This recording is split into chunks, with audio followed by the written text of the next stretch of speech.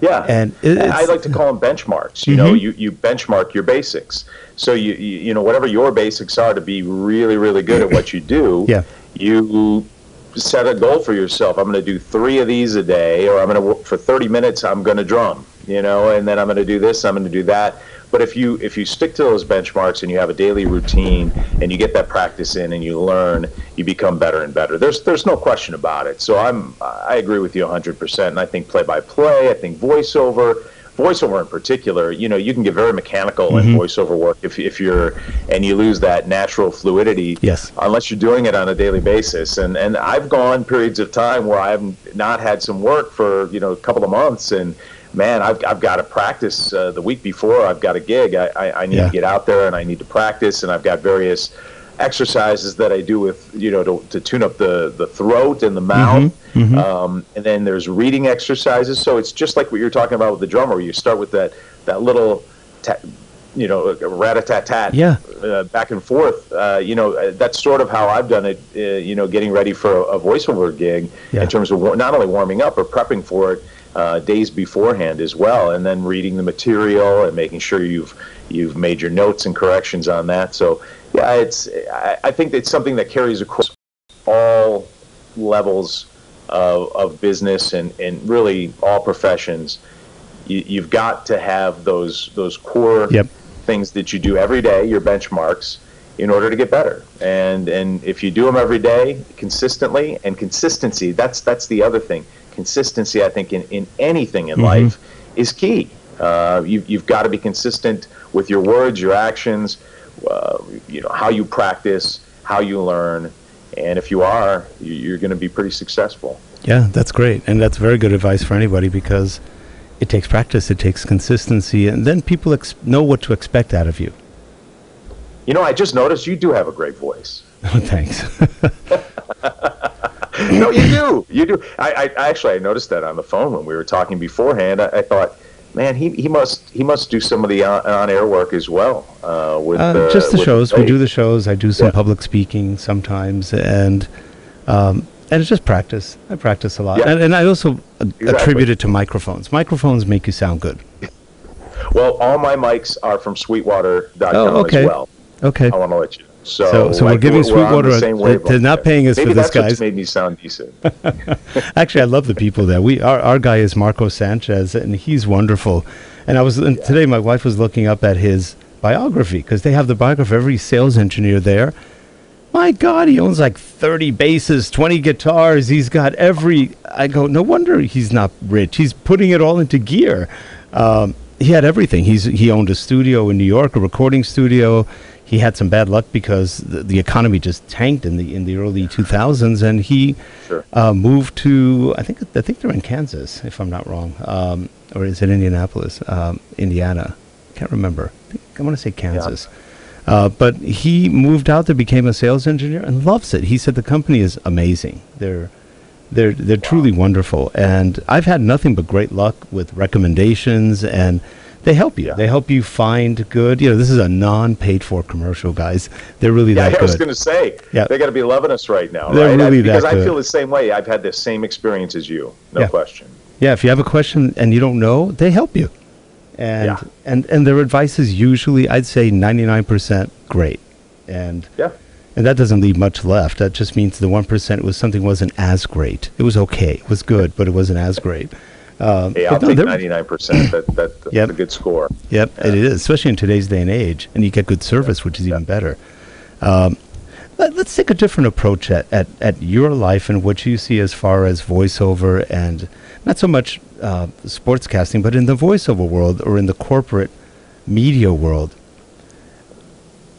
You get lots of different writing coming at you. You get lots of different articles or things you have to read. What do you find the hardest in how people write today? And I ask that because writing is a dying art. People don't write as well as they used to. They don't compose grammatically as well. They have issues. How do you, as a voiceover, correct some of those grammatical issues? Well, you know, I mean, I think for the most part, you know, you've just got to go through your script and see how it flows. There's writing for reading, and there's writing for voiceover, and there's in writing for narration. So to me, sometimes you've just got to make your own mental notes where there's really nothing wrong with the writing that you've gotten from the company you're working for. There's nothing wrong with the script. There just may be a portion that's a little bit stiff. It's more written for reading than it is for actual voiceover. Kind of clumsy. Yeah, it's clumsy. It's not narration writing, right? So you make small little changes and everything's fine. Other times, one of the greatest challenges for me is doing training videos. I've done a lot for companies that have a lot of internal jargon.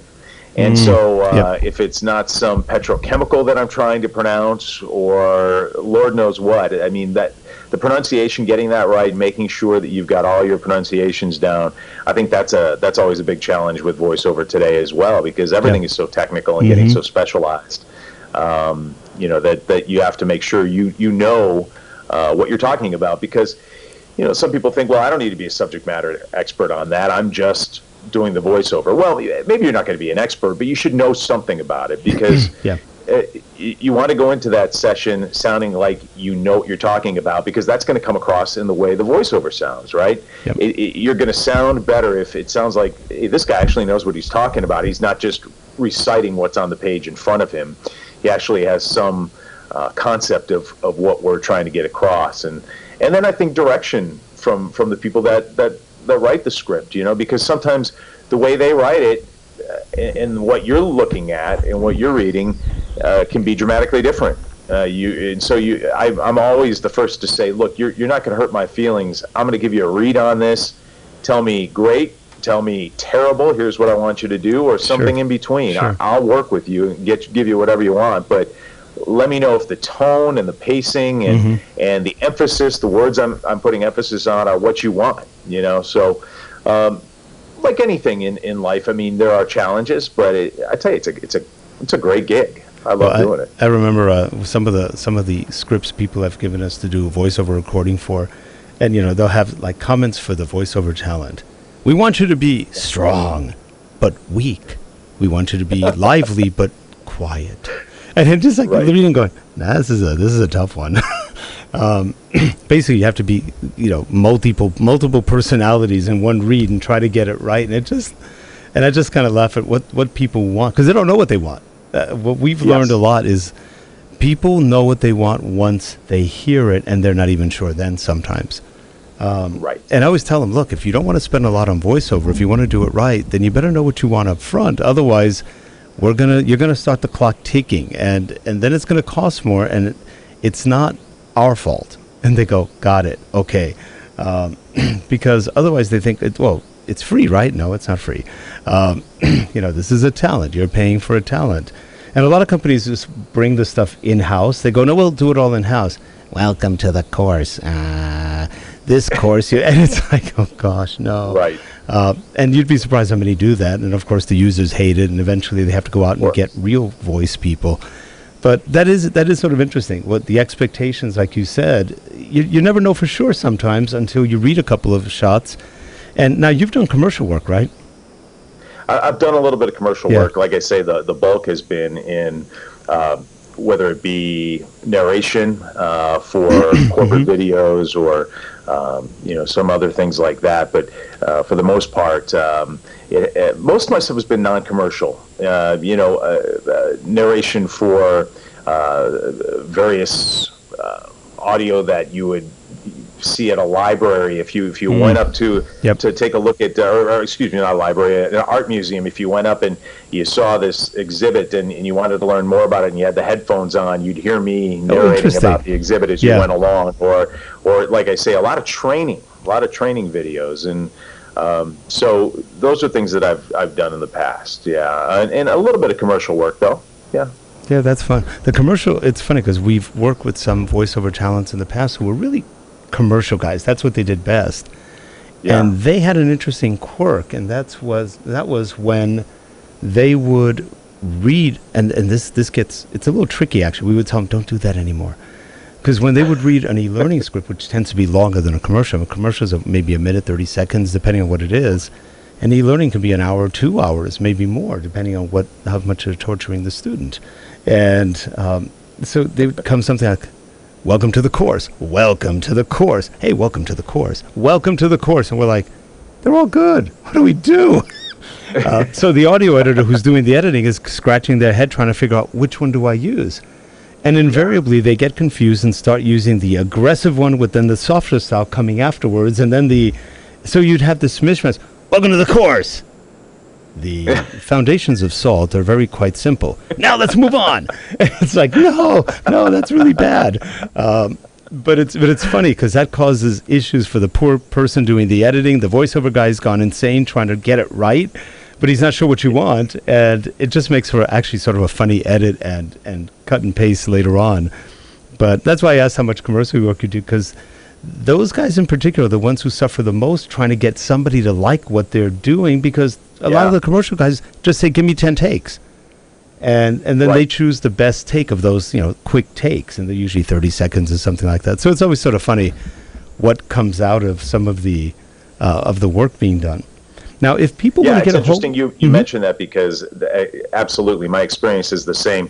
Although most of my work has been non-commercial, when I have done commercial work, that's exactly how it's been. They've had to actually pull it out of me and say, well, give us a few more takes on that. I'm not used to that sort of thing. Usually I'm used to doing a few reads beforehand, and they go, that's what we want. That's the pacing. That's exactly what we're looking for.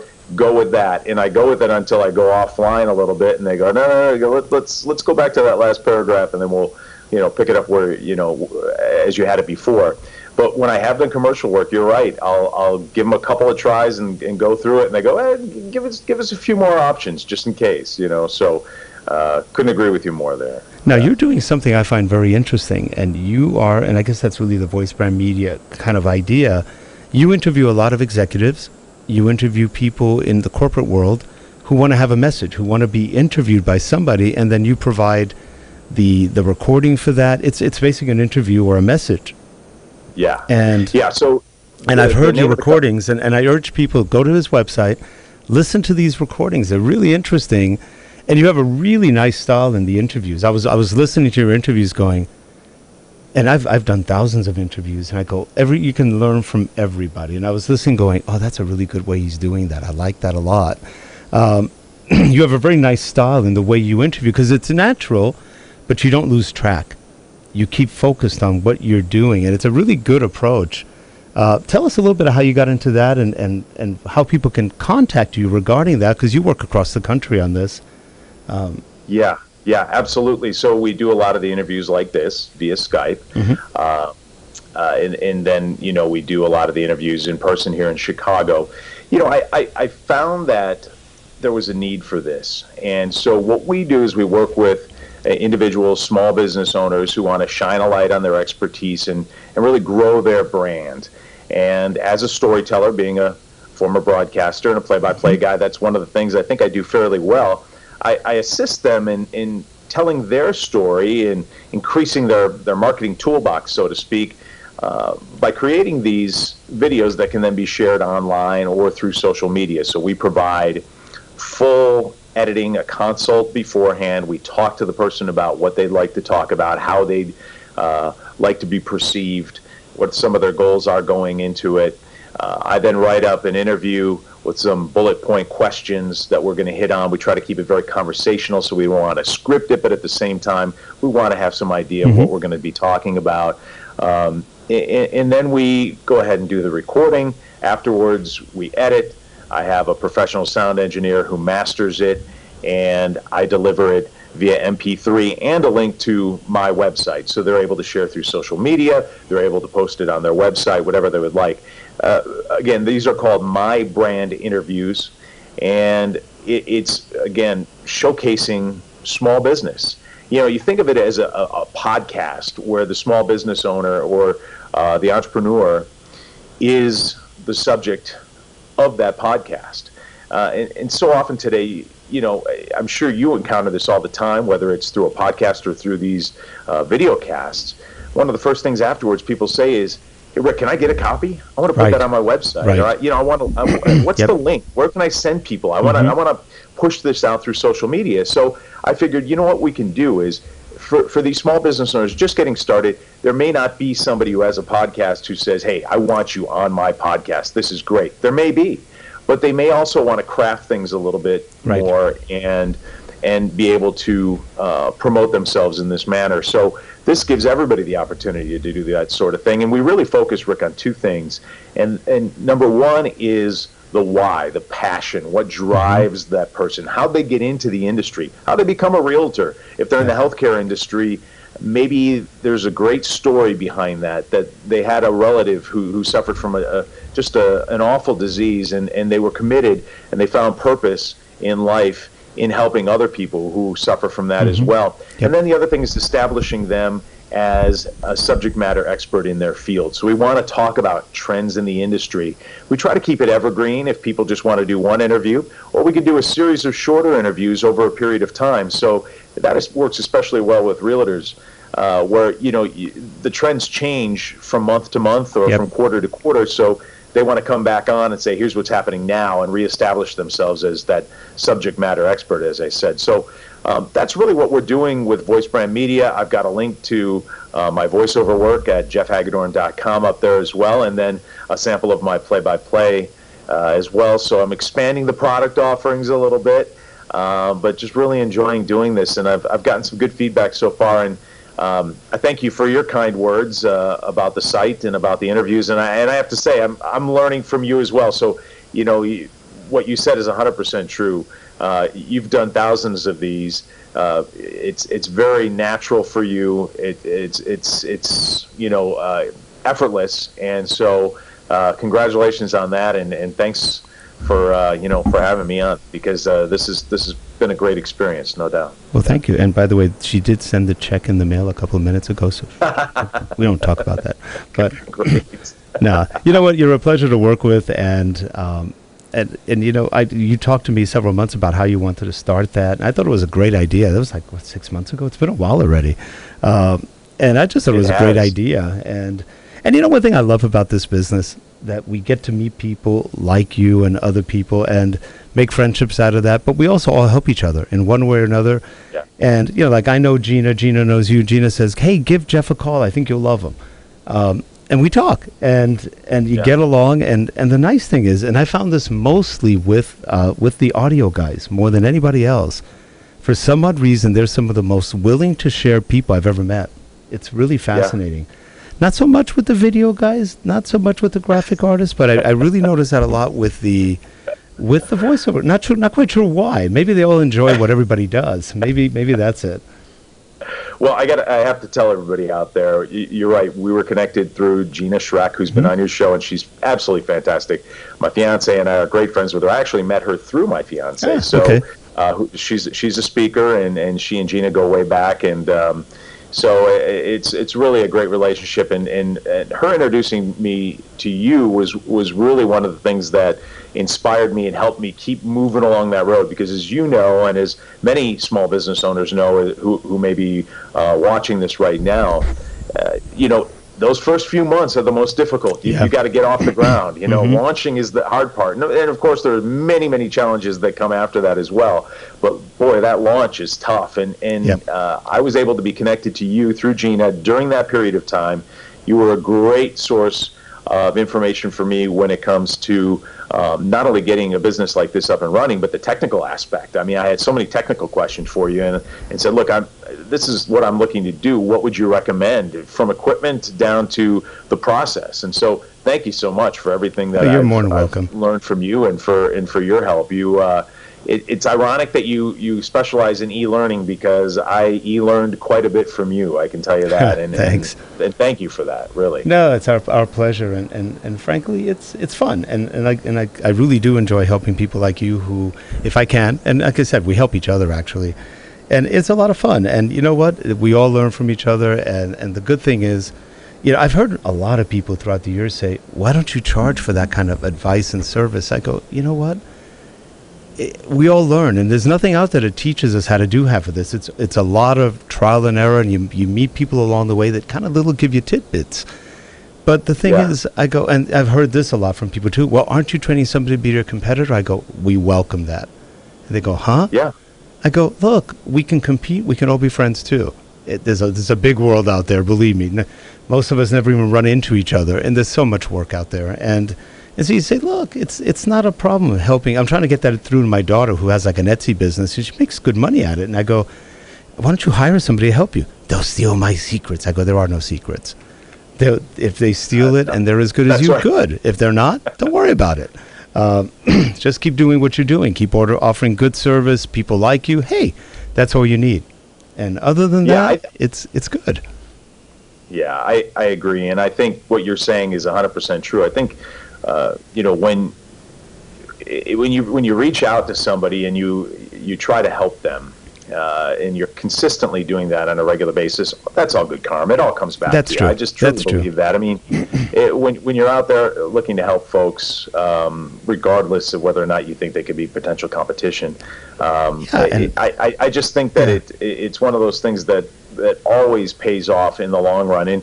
And my sports analogy, of course, I always have sports analogies to that, would be so often you will see players come onto a baseball team or a football team, professional team, and you've got that veteran there, and he knows his contract is up in a year or two, and he's concerned because the young rook looks pretty good, and he doesn't want anything to do with him. But then there are those other guys, and these are the quality guys that will take these players under their wing, and they'll train them, they'll teach them how to be men, they'll teach them how to be professionals, and those invariably are the players who are the most successful. Well, I don't think that's coincidental. No, look at Peyton Manning. When he took that last job with the Broncos, he wasn't in his best years. He wasn't in his best shape. He had pretty severe injuries.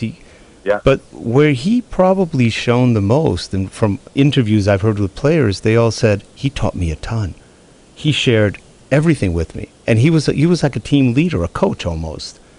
And that is where it was worth the money, because he made those players better than they were just by teaching them to work better together.